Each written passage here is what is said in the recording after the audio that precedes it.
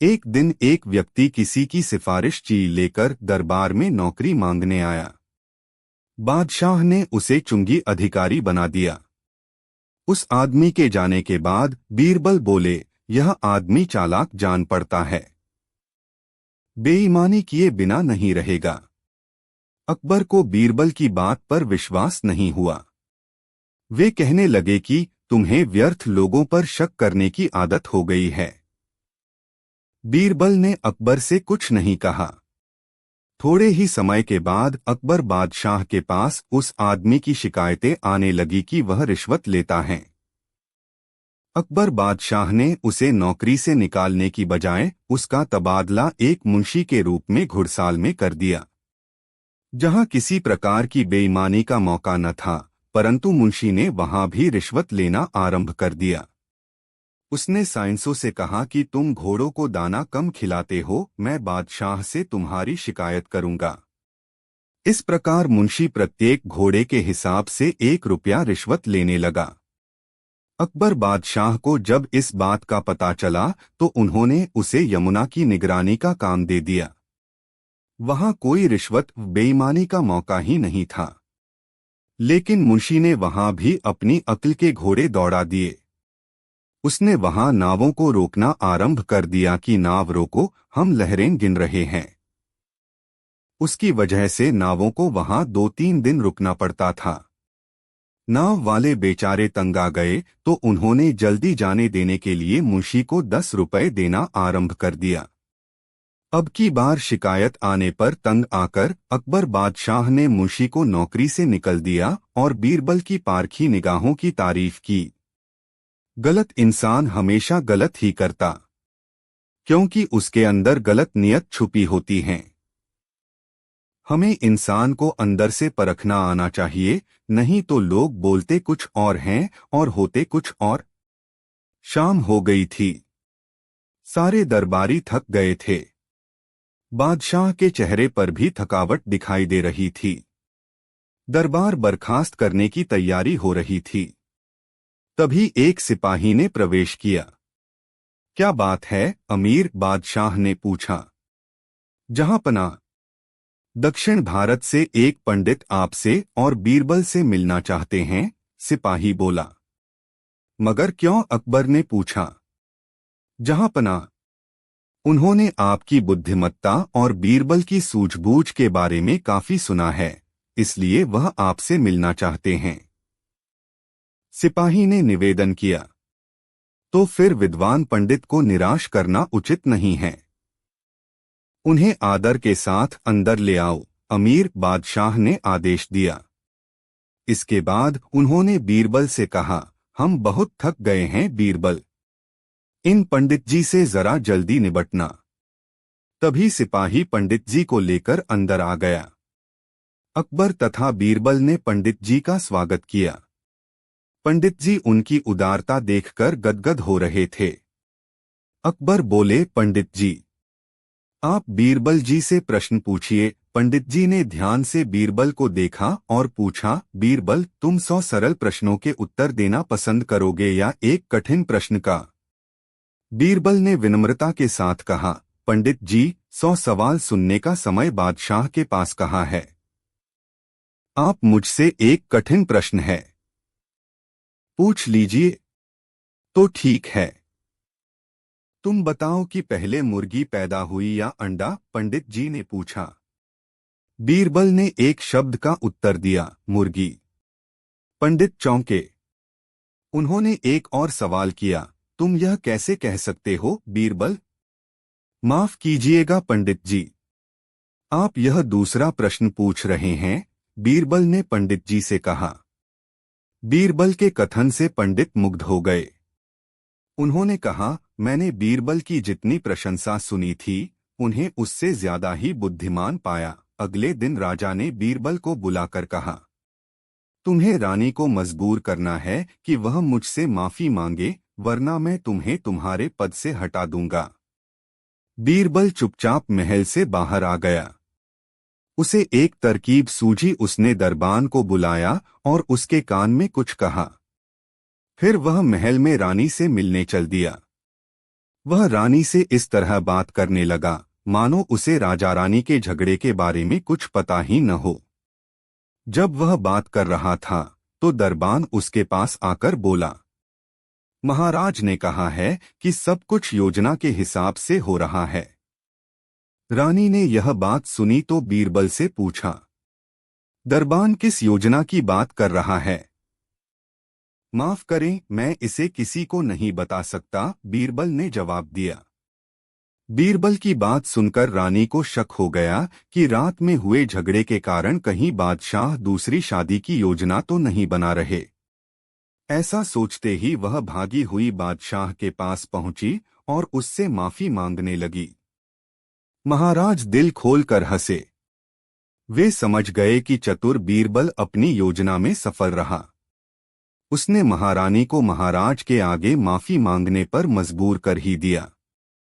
उन्होंने बीरबल की चतुराई की बहुत प्रशंसा की। महाराज, आपको बीरबल जैसे सयाने आदमी को स्वर्ग भेजना चाहिए ताकि वह आपके पुरखों का हालचाल पता कर सके। राजा को भी उपाय अंच गया। नाई ने भेजने का उपाय भी बता दिया। दरबार में उन्होंने सबके सामने बीरबल को स्वर्ग भेजने की बात कही। उन्होंने घोषणा की, बीरबल को एक चिता पर बैठाकर आग लगा दी जाएगी। उसी धुएं के साथ वह स्वर्ग पहुंच जाएगा। बीरबल यह सुनकर चौंक गया, पर उसने एक शब्द भी नहीं कहा।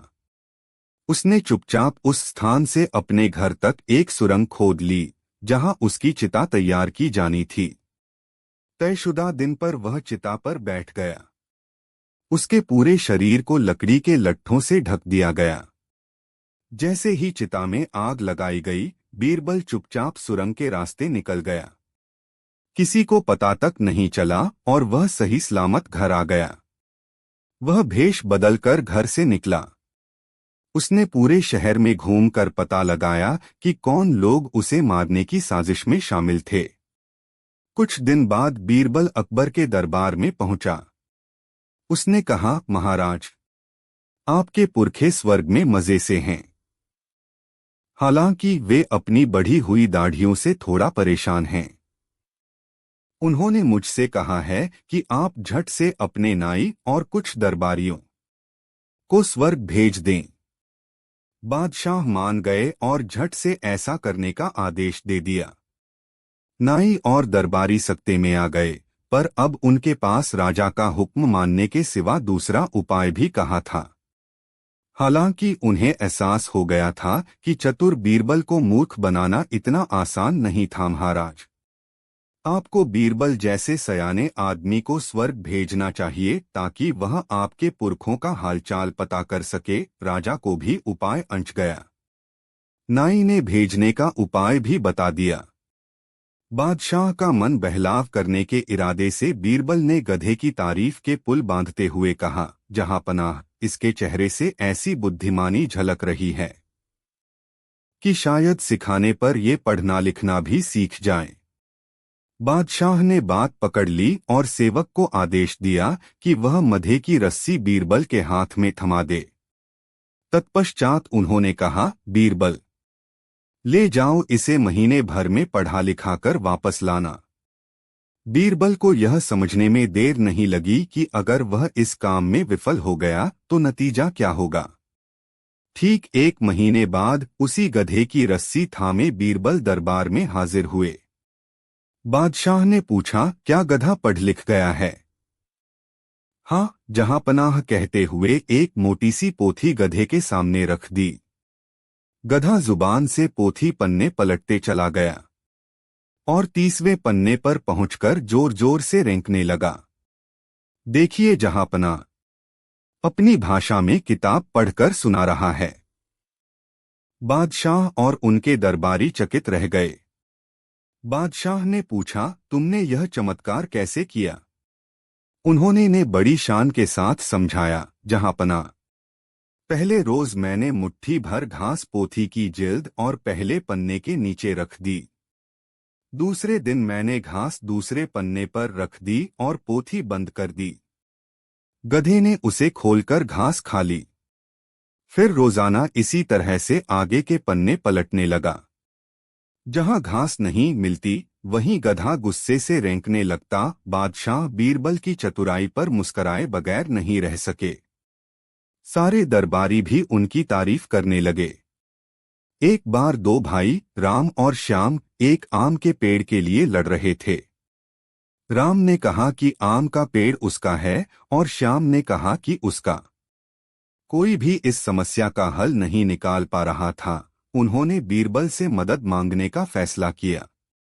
बीरबल ने स्थिति का विश्लेषण किया और दोनों भाइयों से कहा कि वे पूरे आम को दोनों भाइयों के बीच बराबर में बांट लें, फिर पेड़ को दो बराबर हिस्सों में काट लें।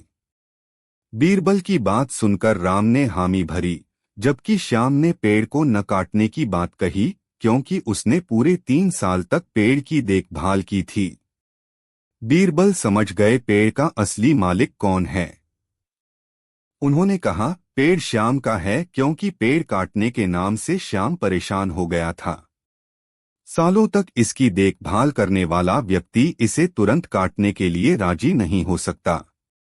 राजा अकबर के हमेशा की तरह अपने दरबार में बीरबल से एक सवाल पूछा कि बीरबल, अगर मैं तुम्हें न्याय और एक सोने के सिक्के के बीच चयन करने के लिए कहूं तो तुम क्या चुनोगे?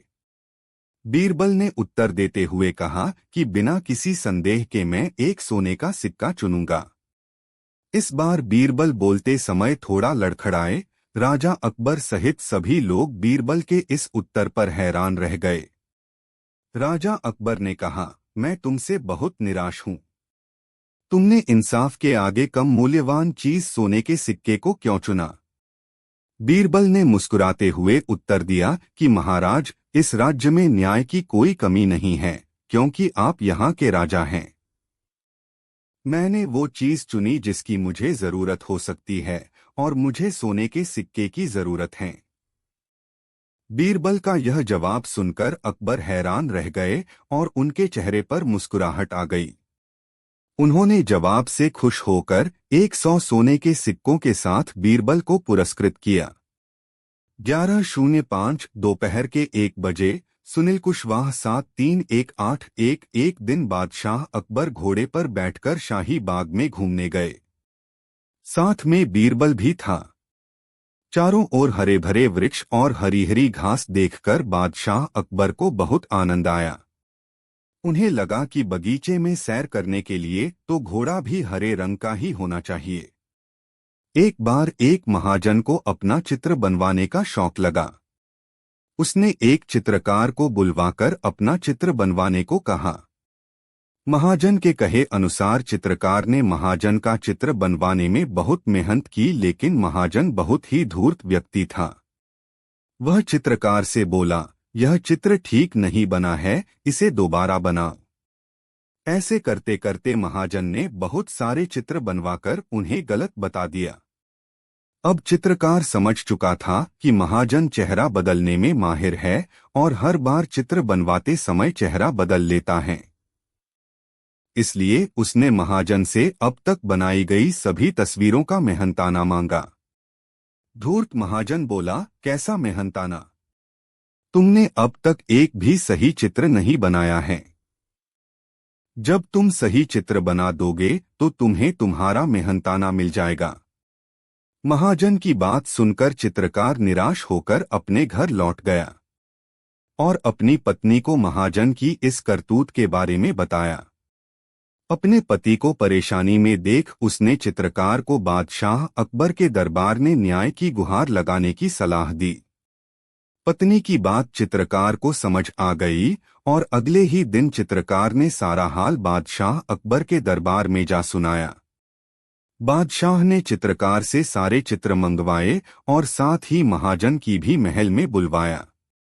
सभी चित्रों को ध्यान से देखने के बाद बादशाह अकबर ने महाजन से पूछा, इन सभी चित्रों में कुछ कमी है क्या? महाजन ने कहा, जी हुजूर, इनमें से कोई भी चित्र हूबहू मेरे चेहरे जैसा नहीं है। महाजन की बात सुनकर अकबर सोच में पड़ गए और बीरबल से मामला सुलझाने को कहा। बीरबल पहले से ही दरबार में उपस्थित था।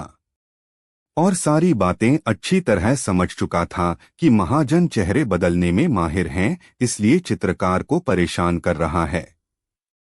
थोड़ी देर सभी चित्रों की ओर देखने के बाद बीरबल ने भी हर एक चित्र में कमियां निकालनी शुरू कर दी और चित्रकार को 2 दिन बाद महाजन का सुंदर सा चित्र बनाकर लाने के लिए कहा और महाजन को आदेश देते हुए कहा, अगर तुम्हें चित्र पसंद आ जाएं तो चित्रकार का मेहनताना देना होगा। इतना कहकर बीरबल ने दोनों को बाहर भेज दिया। कुछ देर बाद चित्रकार को वापस बुलवाया और उससे 2 दिन बाद बड़ा सा दर्पण लाने को कहा। 2 दिन बाद जब दोनों दरबार में उपस्थित हुए तो चित्रकार ने वह दर्पण महाजन के सामने रख दिया और बोला, जनाब ये चित्र तो एकदम सही है ना? महाजन बोला, लेकिन यह चित्र नहीं दर्पण है। यही तो असली चित्र है, चित्रकार ने कहा। फिर बीरबल ने भी अपने स्थान से उठकर कहा, सही तो कह रहा है चित्रकार, यह तुम्हारा ही तो चित्र है। महाजन समझ गया कि अब उसकी दाल नहीं गलने वाली है, इसलिए उसने ना चाहते हुए भी बीरबल की हाँ में हाँ मिलाते हुए चीतकार को उसका मेहनताना दे दिया। चित्रकार ने खुशी खुशी बीरबल का शुक्रिया अदा किया और महल से अपने घर की ओर चला गया। एक बार बादशाह अकबर दरबार में बैठे राजकाज की चर्चा में व्यस्त थे कि अचानक दरबान ने आकर बताया, महाराज, महल के बाहर 2 व्यक्ति एक थैली के ऊपर झगड़ा कर रहे हैं। बादशाह ने दोनों को अंदर बुलवाया और उनकी समस्या के बारे में पूछा। तभी उनमें से एक व्यक्ति बोला, हुजूर मेरा नाम काशी है और मैं तेल बेचता हूँ। एक दिन यह व्यक्ति मेरी दुकान पर तेल लेने के लिए आया था और तभी मौका पाकर अशर्फियों से भरी मेरी थैली भी अपने साथ ले गया। जब मैंने इससे उस थैली के बारे में पूछा तो यह उस थैली को अपनी थैली बताने लगा। अब तो हुजूर आप ही न्याय करें। बादशाह अकबर ने कसाई से पूछा, तुम्हें इस बारे में कुछ कहना है? जहां पनाह, मैं रमजान कसाई हूं। जब यह आज मेरी दुकान पर आया तब मैं आज के बिके हुए मांस से आई अशर्फियों को गिन रहा था कि इसने मेरे हाथ से थैली छीन ली और अब उसे अपनी बता रहा है। हुजूर मैं गरीब आदमी हूं, आप मेरी अशर्फियों की थैली मुझे वापस दिलवा दीजिए। दोनों का पक्ष सुनकर बादशाह सोच में पड़ गए कि आखिर सही कौन है, किसके हक में फैसला सुनाए। तब उन्होंने बीरबल से सच पता लगाने के लिए कहा और उन दोनों को बाहर भेज दिया। बीरबल ने सेवक से एक कटोरे में पानी लाने को कहा और थैली में से कुछ अशर्फियां निकाली। जब सेवक पानी ले आया तो बीरबल ने वो अशर्फियां उस पानी में डाल दी और फिर बादशाह से कहा, हुजूर ये अशर्फियां तो कसाई की हैं क्योंकि इन्हें पानी में डालने पर तेल का कोई भी कण नहीं दिख रहा। अगर ये अशर्फियां तेली की होती तो इन पर थोड़ा बहुत तेल जरूर लगा होता। बीरबल की बात से बादशाह अकबर भी पूरी तरह सहमत हो गए। दोनों को फिर से दरबार में बुलाया गया। बीरबल ने तेली से कहा, तुमने झूठ बोला है, यह थैली तुम्हारी नहीं रमजान कसाई की है। लेकिन तेली अभी भी उस थैली अपनी बता रहा था। जब वह अपनी बात पर अड़ा रहा तो बीरबल ने उसे वह कटोरा दिखाया और कहा, अगर यह अशर्फियों से भरी थैली तुम्हारी होती तो इन पर तेल जरूर लगा होता। बीरबल की बात सुनकर काशी नाम का तेली चुप खड़ा हो गया। बादशाह ने तेली को झूठ बोलने के जुर्म में कारगर में डलवा दिया और कसाई को उसकी थैली लौटा दी। बादशाह अकबर के 9 रत्नों में से 2 रत्न बीरबल और तानसेन में एक बार किसी बात को लेकर विवाद हो गया। विवाद इतना बढ़ गया कि दोनों में से कोई भी पीछे नहीं हटना चाहता था। जब विवाद का कोई हल नहीं निकला तो दोनों बादशाह की शरण में गए। बादशाह को अपने दोनों ही रत्न बहुत प्यारे थे, इसलिए वो किसी को भी नाराज नहीं करना चाहते थे। उन्होंने किसी और से फैसला कराने की राय दी।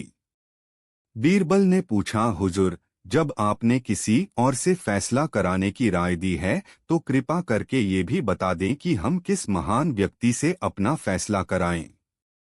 तब महाराज ने महाराणा प्रताप का नाम सुझाया और कहा, मुझे पूरा यकीन है कि वो तुम्हारी मदद जरूर करेंगे।